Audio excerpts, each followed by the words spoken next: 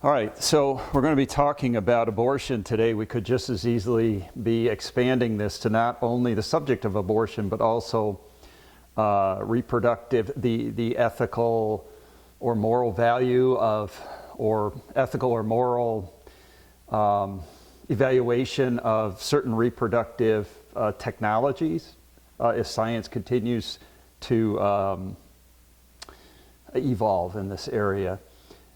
Certainly has in the last several decades. So you have reproductive ethics, bioethics, certain broad brush category descriptions here. Certainly stem cell research, in vitro fertilization, just a lot of things we could talk about. Abortion, though in recent years, has not been that hot kind of political or politicized topic that it has been in previous years. It seems like when we're cycling through a new election cycle, political campaigns try to isolate within the population various issues that relate to certain segments of the population. So whether it's sort of racially marginalized in terms of minority populations, which often then can devolve into a number of racial issues and things of this nature,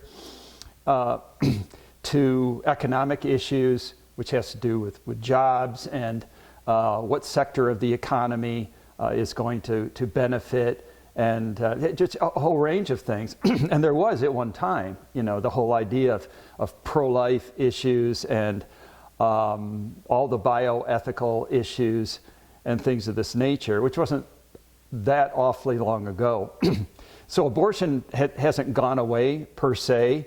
It's still there. It is still this sort of cancerous blight on our nation, really on our world, but on our nation, even though we could represent statistically that it is on the decline as many abortion centers have been closed, and so there is a little bit more difficulty of access to abortion. Not sure totally what the reason is behind the decline, but it certainly has declined significantly in the last couple of decades. We'll mention that in a moment. But that said, if it is an unethical, to be kind, to be generous, not that we should be, but if it is an unethical procedure and something that is codified by law in our nation, so as unethical and as immoral it is, and we will demonstrate that, but we'll have to do that in time. I have to take this, kind of one piece or one setting at a time, and sort of just introductory. But it won't be simple, but introductory, getting our toes into the water here on the subject right now. But it is codified, so our nation, certainly as a whole, has to be held accountable, because it since January 22nd, 1973, has codified it by the Supreme Court as the law of the land. Roe versus Wade decision followed later on in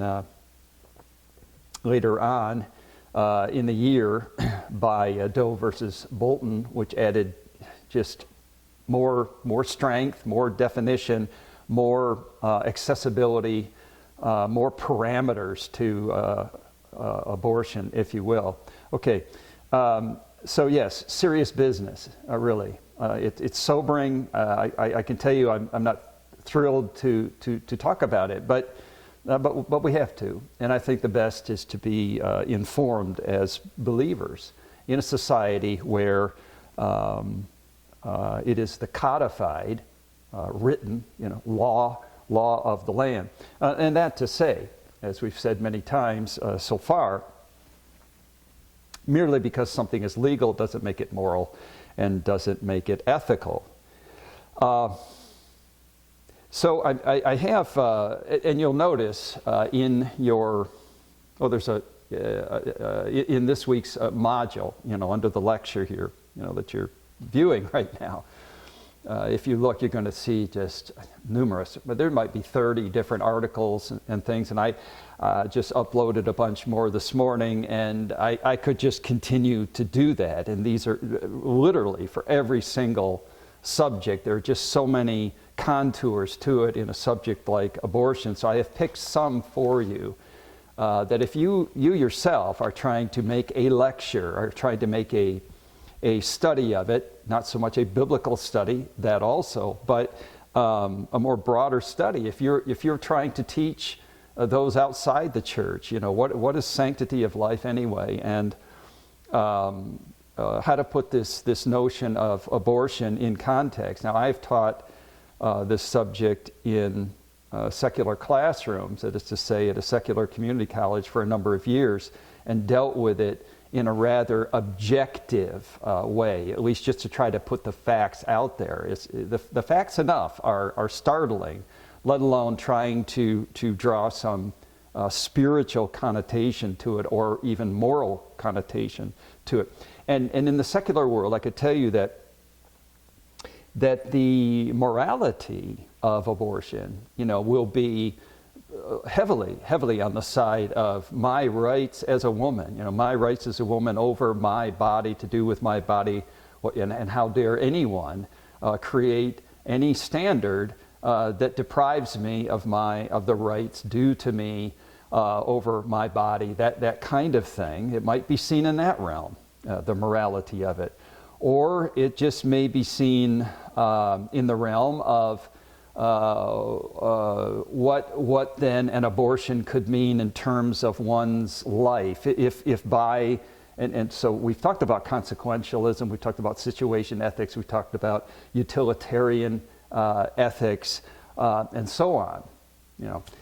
So if, for example, what's best for me? What's the utility for me? What helps to bring greater pleasure to me, and not so much that the people are happy ending a pregnancy, that type of pleasure, but if it eases my economic condition, maybe I can't afford to have a child. We'll see some of this in the reasoning of it. And so we realize when we come down to ethics, it's about what is objectively right and what is objectively wrong.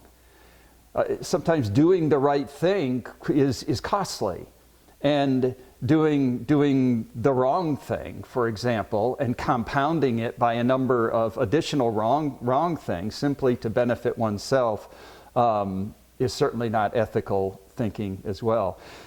So I have a number of articles here, but one in particular caught my eye by Heather Riggleman, and she gives some statistics, and I thought some of the content is good for us to just kick this thing off.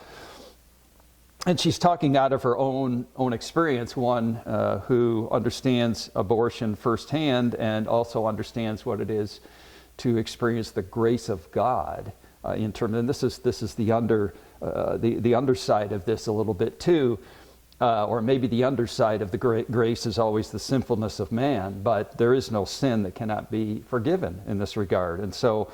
There is hope even to a lost world. And if you're thinking that there's some 60 million abortions that have taken place in the United States since 1973, there are an awful lot of women out there that have had abortions that are suffering the affective side of that, the guilt and the depression and all of these experiences that are in need of God's grace, in need of God's redemption in the Lord Jesus. What does the Bible say about abortion? We want to go there just a little bit. Not a big, long Bible study, because I think it's very accessible to you as Bible college students that you would know a number of these passages. So I'll just remind you of those. But I want to get into some of the other things that maybe aren't as accessible to you, things that maybe are not as apparent to you about this subject of abortion, especially if the only context of your understanding of abortion as one of an emotional debate or an emotional defense of something.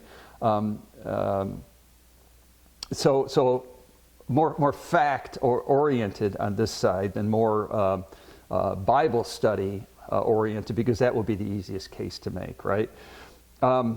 So she mentions statistically, she makes this comment or writes this statement. Over 3 million women will face unplanned pregnancies, and she's talking about in the United States.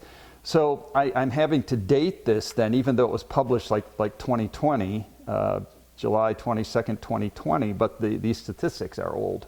So she doesn't say when, but I went back and looked at some of the statistics. We're talking really about circa the year 2000, when you would have had about 1.2, 1.3, let's say women who, so 3 million unplanned pregnancies, but she says 43% end in divorce, which is your 1.2 million, 1.3 million. That's true about the year 2000. Those statistics have changed. They have, if we want to say improved, it's probably halved now by some estimates, about 800,000 abortions per year now, or 600 and some thousand. There's a little bit of variance there. At least reported abortions at approved medical facilities, hospitals, abortion clinics, doctor's office, so on. So over 98% of the abortions performed today involve women who simply do not want to have the baby. I cite, for example, just one page out of, I give you the whole, Guttmacher study, and Guttmacher Institute, is going to basically be a repository for all data associated with medical, surgical procedures and doctors and all that kind of thing, representing that field. And so their only interest is not the morality of something or the ethics of something or the legality of something. They're purely, their only interest is that a safe procedure or not? And so if you're to draw some conclusion from the Guttmacher studies, and they are very detailed and really give every type of ethnic sort of subsets within a particular society, all the sociological reasons and so on, so on, so on. But it all devolves down to just, well, is medical or surgical abortion, is it safe? Is it safe? And so is it moral, is it ethical or whatnot, as if to say, if it's safe, it's moral. So if something that's legal, then that procedure is legal. Then so long as that procedure is regulated by the AMA, American Medical Association, something like that, and the doctor's office or the abortion clinic or the hospital are performing the procedures in a safe way. Now we know not all even legal, even medical procedures are all particularly safe. Some have side effects, some have much higher risks than others. But Guttmacher, it just keeps circling around all the time as though this is just a removal of some tissue, and in the removal of that tissue, it's done in a very safe and healthy way with no after effects and that type of thing. So we have to know that going in. But one particular slide will give the reasons, right? Most important reason given for terminating an unwanted pregnancy, or you might even say, use the word unintended. Unintended seems to be another word that is used. I didn't intend to get pregnant. And that could be I intended to have sexual relations. I did. So I intended to have sexual, if I could say it in the first person like this, but as a woman, you could say, well, I intended to have the sexual relationship. But in that sexual relationship, I did not intend to get pregnant. Now you have to just follow the ethics on this, because as Christians, we know that sex outside of marriage is immoral. It's not God's way. And so the abortion that is clearly immoral and unethical and unbiblical and completely contrary to God's will begins with a prior act many times, not always, but a prior act that is immoral, unethical, in all of this. You see this, right? So it is, how did you get to the point where you're even contemplating this unintended now? Unintended. Now, Guttmacher is saying unwanted. It's even more repulsive to me to say well, I didn't intend to get pregnant, but I'm going to carry this child to the full gestation period and maybe give it up for adoption, something like that, but to say unwanted. And of course it says unwanted pregnancy, not unwanted child, but we wouldn't make that distinction. But you see where Guttmacher, goes with all of this. So what are the reasons? And for the most part, there will not be one reason. But you say, what are the most important reason? You could state that's the most important, but there might be 3 or 4. And it's common, according to Guttmacher, that the women getting the abortions would cite 3 or 4, on average about 4 different reasons. So concern for or responsibility to other individuals. How, for example, and that's 74%. It's right at the top of the list. So I'm pregnant. It's an unwanted, it's an unintended pregnancy. But how will this pregnancy impact or affect someone else? So not myself, but someone else. Cannot afford a baby. That's the second one. Well, I can't afford it. I can't afford it. And I'm not sure, but it doesn't say, what does afford mean? Even any of these reasons, really, without the life context attached to it, because we might think of can't afford as being a very, very poor person, and they had some sexual relations, and out of the sexual relations now, there is this, even if you want to say unexpected pregnancy, and it was an accident, something like that, and there's just no money, so we can't afford. Is it really that though, or is it someone that just I can't afford to take a leave from my job right now. I just can't. My life was aimed at this. Look at what this is going to do to my career. It's going to. So you really have to take all of these apart, which we wouldn't have time to do. Or a baby would interfere with school, employment ability. That's another one, right? What I was just mentioning, 69%. And just someone, 38% is like, yeah, I'm kind of done with that. I've had a few children. I'm done with it. Really don't want any more. Wasn't expecting to have any more. So you get the picture. So 50 years. Since Roe, 50 years since, sorry about that. 50 years since Roe versus Wade, and now 60 million abortions later. I mentioned about the Guttmacher Institute. She brings that out here. Planned Parenthood is another, and I've given you, Planned Parenthood's abortion fact sheet. And when you read it, you're going to get the same impression. In terms of it's just very, very clinical, very statistical, just like you were reporting how many bypass surgeries were performed, how many, and any number of things, how many appendectomies were performed, how many colonoscopies were performed, any of this. If this abortion is treated much that way. As a matter of fact, I'll just take while I think of it and while I have it here, it's a little ad hoc, I'm going all over the place, I realize this, but it's a difficult subject just to, follow some strict outline. So in the year 2000, the fact sheet is saying 1.3 million abortions. That's actually, by one statistical tracking website, 620,000 in 2018. Well, that would be wonderful, if we've halved it. But, still, you're talking about over half a million, clearly over 500,000. And also goes into the procedures of abortion as well. So I realize I haven't even defined it yet, and we'll get to that in a moment.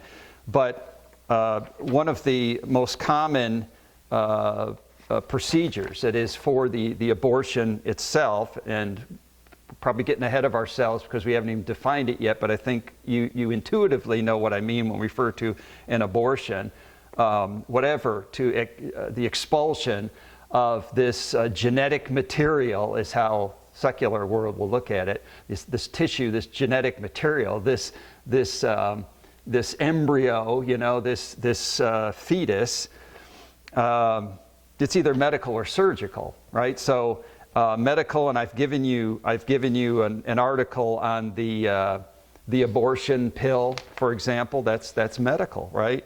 And we're talking maybe 98% of all abortions this way.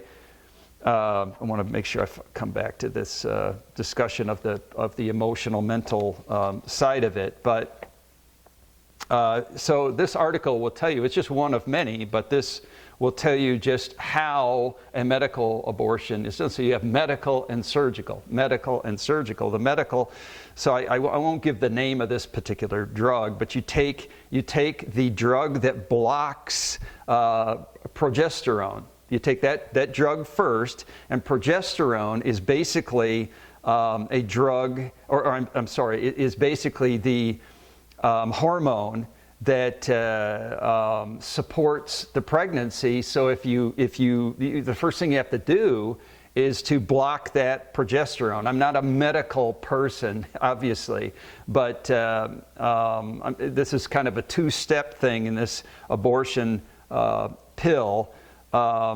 There is even somebody who changed their mind at this point could take a pill that would reverse the effects of this progesterone inhibitor, if we could say it this way. But the second, usually one day, 24, 48 hours later, the second pill that's taken actually contracts and expels the embryo, the embryonic sac, and the lining of the uterus. This kind of thing is expelled. So medical abortions take place in this way, but the surgical abortions, how is that done? And there's a couple of different procedures. I've also given you information on those. And one would be a D&C, for example, and a lot of women have D&Cs not because of, if they had a miscarriage, for example, they would need a D&C to repair the uterus, and it's a whole process, right? Or for other issues pertaining to women's health that are not abortion related. So the D&C, but the D&C then can also be a way of taking out that